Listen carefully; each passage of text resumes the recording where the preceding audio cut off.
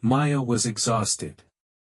She had been traveling all day, hopping from one train to another, and now she found herself at a quiet railway station, waiting for her next connection. The evening air was cool, and the station was nearly empty except for a few scattered passengers.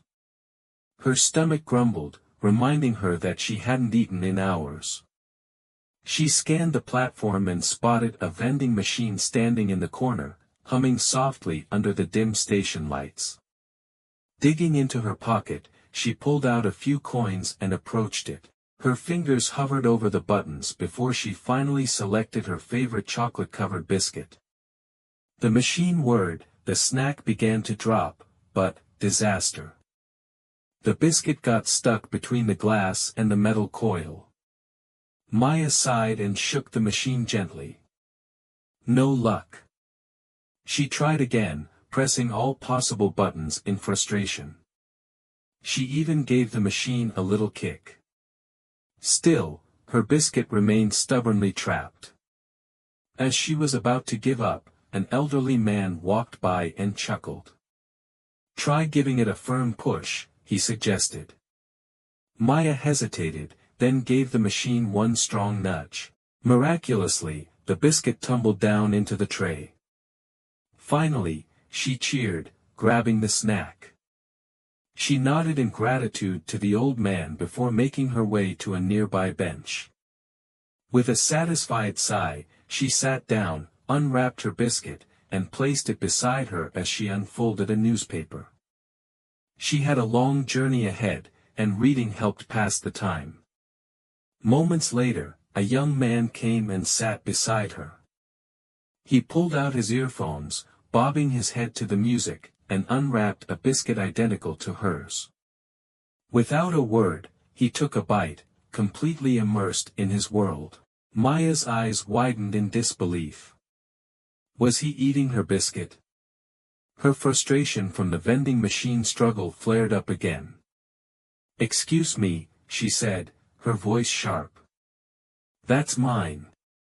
The young man gave her a puzzled look but said nothing. Instead, he continued eating, as if he hadn't heard her. Furious, Maya huffed and crossed her arms. This guy was bold. Who just eats someone else's snack like that?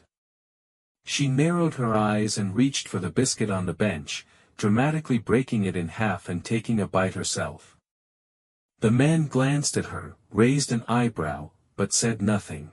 He simply smiled slightly and continued enjoying his snack. Maya fumed. Was he mocking her? She glared at him, but he remained undisturbed, swaying slightly to the music in his ears.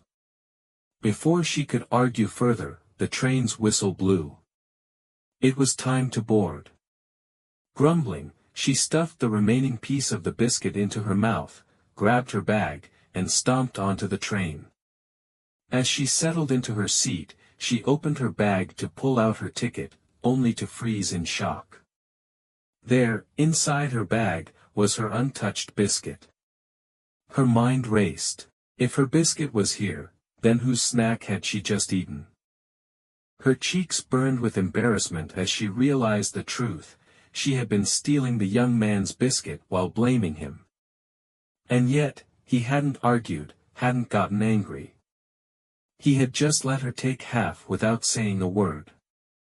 Maya leaned back against the seat, covering her face with her hands. She felt awful.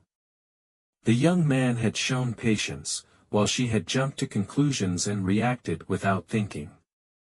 She peered out of the train window, watching the station disappear into the distance. In that moment, she made a silent promise to herself, to think before acting, to question her own assumptions, and to be more mindful of how she judged others. Sometimes, what we think we know isn't the full truth. It's easy to misjudge situations and people. Before making accusations, take a moment to think. A little patience and understanding can prevent unnecessary conflicts. After all, not every bite you take belongs to you. Like, share and subscribe for more stories.